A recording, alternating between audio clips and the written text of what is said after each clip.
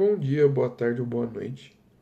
Hoje eu vou apresentar o sistema RGB e o diagrama de cromaticidade pela matéria de Engenharia Óptica de Imagens, ministrada pelo professor Dr. Agnaldo Freschi e professor Dr. Fulvio Calegari. Meu nome é Guilherme e eu vou fazer essa apresentação para hoje. Na primeira parte eu vou apresentar o sistema RGB. Vou explicar as diferenças entre um sistema aditivo e subtrativo de imagem. Vou mostrar a representação digital que temos no sistema RGB como um todo. Vou mostrar como é um pixel real. Vou falar um pouco sobre a criação de cores dentro do sistema RGB e a relação do sistema RGB com a visão humana. O sistema RGB tem esse nome RGB por causa dos nomes das cores em inglês. Sistema Red, Green, Blue, que é vermelho, verde e azul. Essas são as três cores primárias utilizadas pelo sistema, que utilizando elas você consegue formar todas as cores possíveis desse sistema. Ele é um sistema aditivo de cores, ou seja, ele é um sistema aplicado para feixes de luz. Então, ele funciona pela adição de luz. Então, se você tem se você olhar o diagrama do slide, se você tem uma luz vermelha misturada com uma luz verde, você vai ter uma luz amarela. Assim como se você tiver uma luz vermelha misturada com uma luz azul, você tem a luz magenta. Se você tem a verde misturada com a luz azul, você tem a cor ciano. E se você tem todas as três juntas, você tem a cor branca. Isso é simplificando bastante. Isso eu estou considerando que você está usando a luz com o máximo de intensidade de cada um das três cores primárias. E o comum do sistema RGB é usar um sistema de 8 bits. Então a cor ela tem uma variação numérica ou de intensidade, no caso de luz, que a gente conta com 8 bits, que o valor vai de 0 a 255. Então no diagrama a gente tem mostrando ali por exemplo, embaixo do R está 255, 0 e 0, porque ele é a intensidade total no R, no vermelho, 0 de intensidade no verde e 0 de intensidade no azul. Então você tem o vermelho puro. Esse sistema é dito como um sistema aditivo, porque ele adiciona, ele funciona pela adição de luz, ele soma as cores.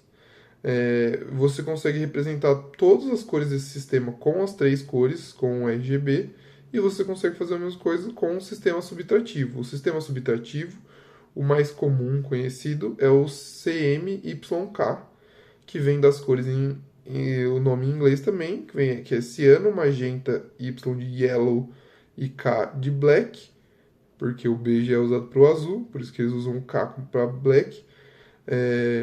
Mas ele funciona pela subtração de cores. Então você consegue usar o mesmo diagrama. Quando você. Não no caso da parte numérica que tem escrito no diagrama, mas se você tem o ciano junto com o amarelo, quando você subtrair os dois, você vai ter o verde, que é justamente o reverso entre as cores que tem ali no diagrama RGB de somar. E esse é um sistema utilizado para pigmentos, ele é muito comum para impressão, para tintas, coisas assim que usam algum tipo de pigmentação real, porque quando você mistura pigmentos, você não adiciona luz, você muda o jeito que você soma a reflexão das luzes ou a absorção das luzes entre dois pigmentos. Por isso que o sistema acaba sendo bem diferente, por isso que né, se você usar o sistema RGB para você tentar criar cores no sistema subtrativo, você não vai ter um resultado tão bom. Um exemplo muito bom é a música da Xuxa, que a Xuxa fala que azul com vermelho dá roxo. No sistema RGB ele daria magenta. No sistema de subtração, ele dá um roxo, mas ele dá um roxo muito sem saturação, muito pouco vivo. E aí então a gente tem a representação digital do sistema RGB, ela é comumente feita por 8 bits, né, número de 0 a 255. É, então aqui no meio do slide a gente tem uma foto do sistema que é utilizado no Photoshop, por exemplo, ou em vários tipos de softwares de edição de imagem, que você escolhe a cor, você vai ter as três cores, então o R, G e o B, e você seleciona o número de 0 a 255 e você altera a cor que tem ali. Então, se você olhar com o exemplo que eu tenho, você tem um valor bem alto no R, e um valor médio no verde e um valor baixo no azul. Então ele está misturando o muito vermelho com um pouco de verde, que dá um laranja.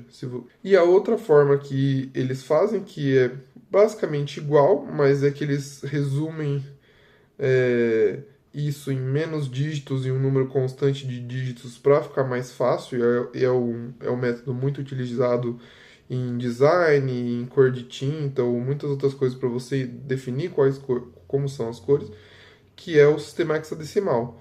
Então, como você tem 8 bits, você tem dois dígitos hexadecimais para cada cor. Então, o número geralmente é representado ou a cor é representada por uma hashtag, e 6 dígitos hexadecimais. Os dois primeiros para o vermelho, depois para o verde, depois para o azul. Eu coloquei uma paleta de cores feita no site do Adobe Color, né, nesse slide. E se você for ver, ele tem a cor da superior direita, ela tá FF0000. Então ela é o vermelho puro. Ela tem o máximo de vermelho possível e zero das outras duas cores. E é essa paleta, eu peguei uma paleta que eles chamam de sombras, que são apenas você mudar a intensidade do vermelho. Então, se você for ver todos os códigos ali, eles são apenas intensidades diferentes de vermelho que acabam mudando o tom simplesmente pela intensidade da luz. E somando essas 255 variações de intensidade de luz para o R, o G e o B, a gente consegue criar aproximadamente 16,7 milhões de cores. Um pixel real, na vida real, ele é formado por 3 subpixels, que são os componentes da cor R, G e B. Eles três juntos formam um pixel só. Como o pixel é muito pequeno, quando a gente olha de longe, essas cores acabam se misturando e a gente não consegue ver separadamente. Mas se você der um zoom numa tela, um zoom muito forte, chegar muito perto, você consegue ver essas variações, você consegue ver separadamente a cor verde, azul e vermelha nas intensidades diferentes que vão estar no painel ou no monitor ou no que você estiver olhando. Esses 3 pixels, quando eles estão todos desligados, eles vão representar o preto. As variações vão mudar de acordo com a cor que você quer representar. E todos eles ligados, ele representa o branco. E telas diferentes representam os pixels de modos diferentes. Então, em geral, se você pegar o exemplo que eu coloquei, o LCD, são 3 faixinhas, mas tem telas que são 3 bolinhas, tem as faixinhas que são levemente deslocadas entre uma outra, então a disposição dos pixels não precisa necessariamente ser a mesma. O conceito geral é você ter 3 pixels, o do R, G e o B, muito próximo um do outro. Agora, como funciona a criação de cores no sistema RGB? Eu trouxe de volta a foto o print do Photoshop para a criação de cores, porque ele traz algo muito legal. Quando ele mostra qual que é a tendência da cor de cada slide, de cada variação ali do R, do G e do B. Então, eu tenho o R ali bem alto, e aí eu tenho o G na metade e o B no zero. Se eu for com R até o zero, a única coisa que vai sobrar vai ser o G, que é o verde. Então ele vai ficar uma cor verde. Então ele indica ali que quanto mais para lá eu for, mais verde vai ficar. E aí no meio ele tem uma transição ali entre o laranja e o verde, que é a cor atual e a cor que chegaria. E a mesma coisa no verde. eu tô com o vermelho no máximo. Se eu tenho o vermelho no máximo e eu tirar o verde, ele vai ficar só vermelho, porque o azul já está zerado. Mas se eu tenho o vermelho no máximo e eu começar a colocar o verde no máximo, aí eu vou pro amarelo, que é a cor que tem no diagrama ali do lado. É, e aí o azul nesse caso, como eu tenho um laranja, quando eu adicionar o azul eu vou para uma cor mais rosa. Se eu tirasse o verde, eu ia para uma cor mais perto do magenta, mas como tem o verde, ele acaba puxando um pouco mais pro rosa. É, Aí do lado eu fiz outra paleta de cores pelo Adobe Color. Aí nesse caso, essa paleta de cores, ele vai ficar tons próximos do vermelho. Então se você for ver, todos os tons que tem ali, tanto no código hexa ou no embaixo que tem o número representando o RGB ali também, você vê que ele tem sempre o vermelho muito grande e as variações dos outros para chegar. Então tem uma cor ali que é quase um magenta, porque ele está com o vermelho muito alto e com o azul muito alto. Então ele é quase um magenta puro, né? Que seria o 255-0255. Mas essas variações fazem todas as cores. Só que uma coisa importante na criação de cores é você pensar em matiz e saturação. Matiz é o comprimento de onda dominante da cor. Então ele é a cor pura relacionada à cor que você está vendo. De novo, nessa paleta de cores, a cor superior direita, eu tenho o vermelho puro. Então o vermelho puro ele é associado ao comprimento de onda ali por volta de 780, 750 nanômetros. Então, isso seria matiz. E aí, quando você vai mudando, por exemplo, o verde, você vai aumentando, você vai diminuindo o comprimento de onda e você muda a matiz da cor em si. E a saturação é a pureza da cor. Então, o vermelho puro é a cor mais pura possível, é o vermelho mais vivo. Mas se você olhar a cor que está embaixo dele, você vê que é um vermelho com um pouco de azul e com um pouco de verde. Então ele é uma cor menos viva, ele é uma cor menos saturada. Agora, a relação do RGB com a cor humana. A visão humana ela é composta basicamente por três cones e um bastonete. O bastonete é responsável pela intensidade de luz, então pela quantidade de luz que está chegando. Então ele é mais responsável pelo brilho, enquanto a cor real e a saturação vai ser a mistura dos outros três cones, que são os três cones responsáveis pelas cores. Os três cones responsáveis pelas cores, eles são o cone de baixo comprimento de onda, médio comprimento de onda e longo comprimento de onda. Então, baixo seria o azul, os tons mais azulados, o médio o verde e o vermelho a de comprimento de onda longo. É a mesma base do sistema RGB, por isso que o sistema RGB é tão usado e ele é tão prático para a gente, porque ele representa basicamente o mesmo sistema que a nossa visão funciona para a gente conseguir ver as cores do mundo real. Agora eu vou falar do diagrama de cromaticidade.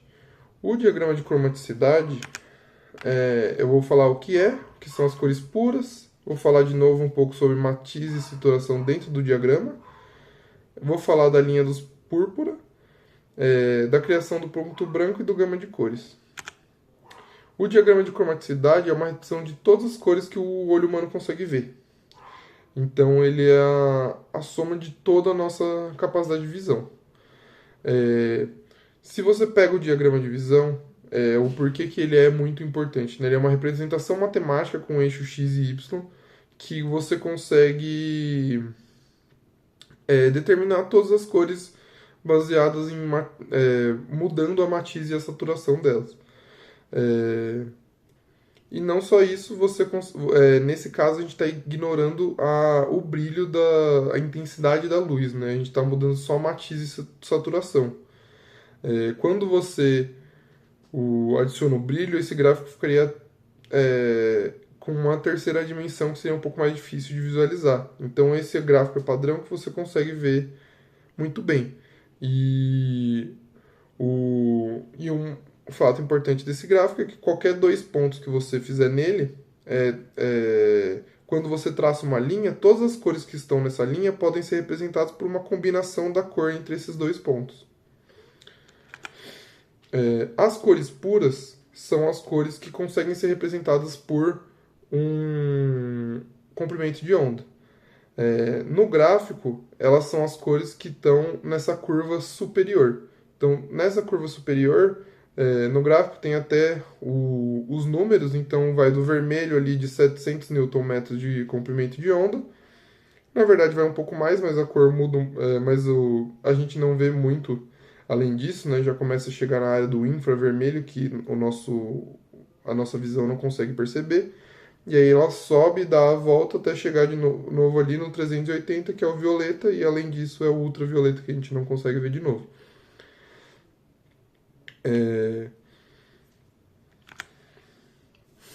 Aí, no caso, para você mudar a matiz e a saturação dentro do diagrama de cromaticidade, é justamente mudar a matiz é como se você estivesse andando paralelamente às bordas desse gráfico. Então você está andando paralelamente pelas bordas, fazendo o movimento do gráfico, fazendo o movimento do gráfico, você está mudando a matiz. Então você está mudando o caminho relacionado da cor relacionada ao comprimento de onda. E a saturação é a intensidade da cor. Então você ir em direção ao centro, ao branco do diagrama, é você diminuir a saturação, que a saturação é a intensidade da cor. Então, quanto menos saturação, menos definida a cor é. E aí o branco significa o zero de saturação, seria nenhuma cor presente. A linha dos púrpura é a linha que é formada pela base do gráfico. A base do gráfico, ela representa a luz, a combinação de luz que não está no espectro de luz visível, que não pode ser, são luzes que não podem ser representadas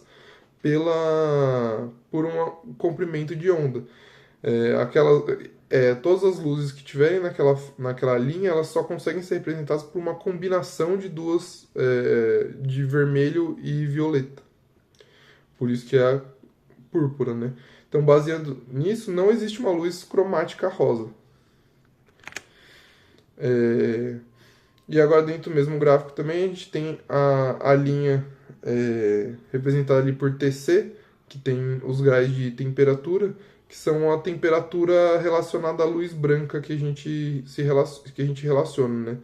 Então, o branco de referência, que é a luz do dia, do sol no meio-dia, assim, no ápice, é a luz equivalente da cor 6.500 Kelvin. E aí, conforme menor a temperatura, mais quente é a luz. Então, se você tem uma lâmpada que muda isso, ela geralmente está relacionada nessa escala de temperatura. E quando você passa de 6.500, ela começa com a luz fria, que é a luz azulada. E o gama de cores a gama de cores também pode ser chamada de gamut, mas ela representa o alcance de cores que um sistema de cor, ou um aparelho, um monitor, um pixel consegue representar. O gamut ele sempre vai ser um triângulo, porque a maioria dos sistemas que a gente usa são sempre sistemas de três cores. Então, se a gente tem o sistema RGB, você consegue olhar nesse gráfico que eu coloquei no slide, que escolhendo azuis, verdes e vermelhos diferentes, você vai ter um alcance diferente, uma gama diferente de cores para você utilizar. Então, conforme mais próximo das bordas do diagrama de cromático você conseguir chegar com essas cores, maior vai ser a sua gama. E é isso. Muito, muito obrigado.